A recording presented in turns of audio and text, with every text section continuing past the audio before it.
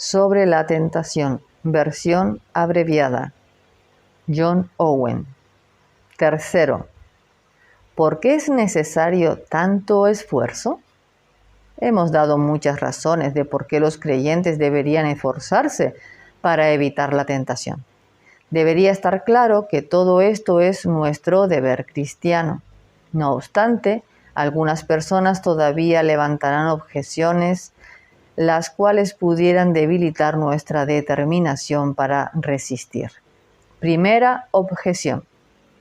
Se nos manda a tener por sumo gozo cuando caigamos en diversas tentaciones. Santiago 1:2.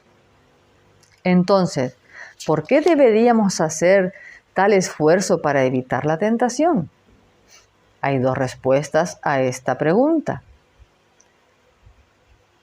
Santiago no está sugiriendo que nos gocemos de las tentaciones mismas en las cuales llegamos a caer. Tampoco está sugiriendo que haya algo malo en esforzarnos para evitar la tentación. Lo que está diciendo es lo siguiente. Hay ocasiones en la providencia de Dios cuando tenemos que enfrentarnos con la tentación. En estas ocasiones debemos regocijarnos no en la tentación misma, sino en el propósito de Dios al permitir la tentación. Segunda, como ya hemos anotado en el primer capítulo, la Biblia usa la palabra tentación en dos sentidos. Santiago mismo usa la palabra en dos sentidos diferentes. Pruebas en el versículo 2 y como tentado en el versículo 13. Vea Santiago capítulo 1. La versión antigua traduce la palabra simplemente como tentados y tentaciones. En el primer sentido, es Dios quien está usando la tentación como una prueba con un propósito bueno. En el segundo sentido, la palabra trae la idea de tratar de persuadir hacia el pecado, y es solamente el diablo quien tienta de esta manera.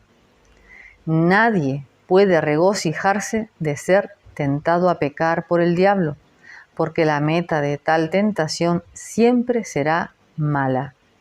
Dios encamina las pruebas para nuestro bien.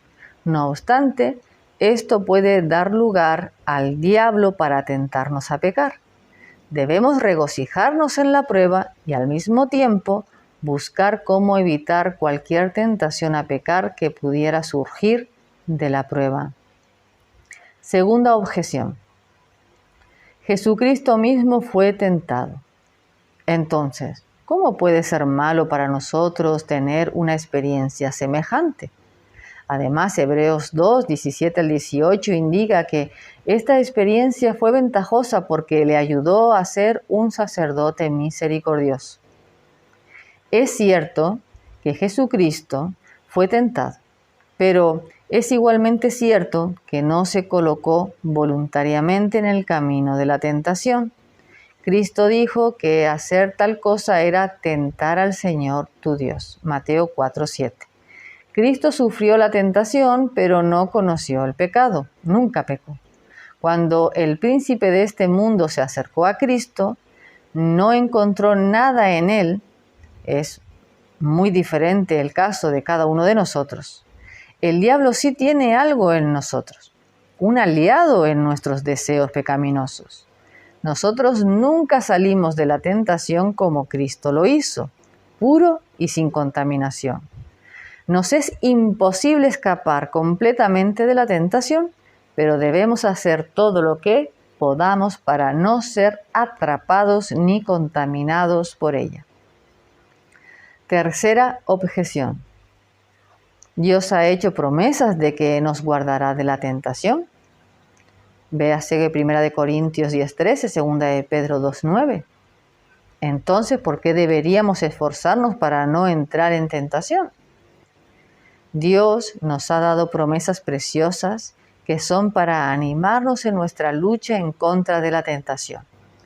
Apelar a ciertas promesas como un pretexto para no pelear contra la tentación es abusar de las promesas de Dios. Note que las promesas de 1 de Corintios vienen después de un claro mandamiento.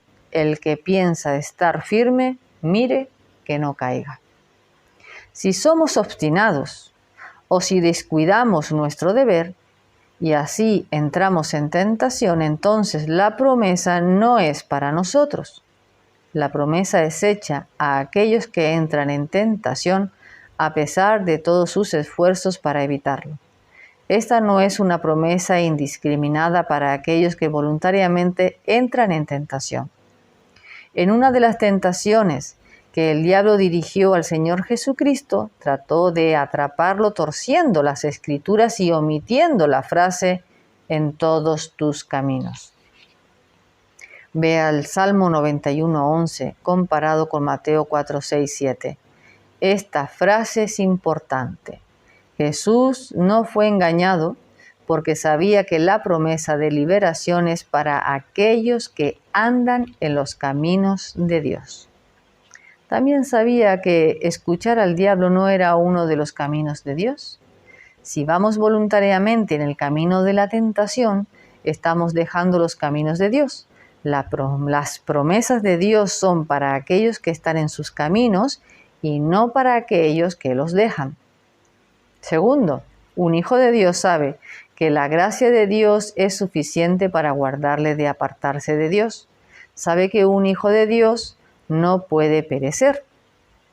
Este conocimiento no le anima para ser descuidado con respecto a la tentación. Un creyente temblará ante el deshonor a Dios, el escándalo al Evangelio y las tinieblas espirituales que llenarán su alma si fuera a caer en pecado. En contraste, cualquiera que evita la tentación simplemente motivado por las ganas de ser libre del infierno está en más peligro de ir al infierno de lo que se da cuenta. Tercero, entrar en tentación simplemente porque usted considera que no le condenará es igual a perseverar en el pecado para que la gracia abunde. Imagínese al dueño de un barco que acaba de comprar una carga de mercancía preciosa que le costaron mucho. Sería un tonto si voluntariamente permitiera que el barco se estrellara contra las rocas simplemente porque pensaba que él podría nadar a la orilla y ponerse a salvo. Como creyentes tenemos bendiciones más grandes que cualquier costosa mercancía. Tenemos consuelo, paz y gozo. Podemos llevar gloria a Dios y honor al Evangelio. ¿Sería la locura más grande para nosotros arriesgar la pérdida de todo esto simplemente porque creemos que nuestras almas al final será salvada?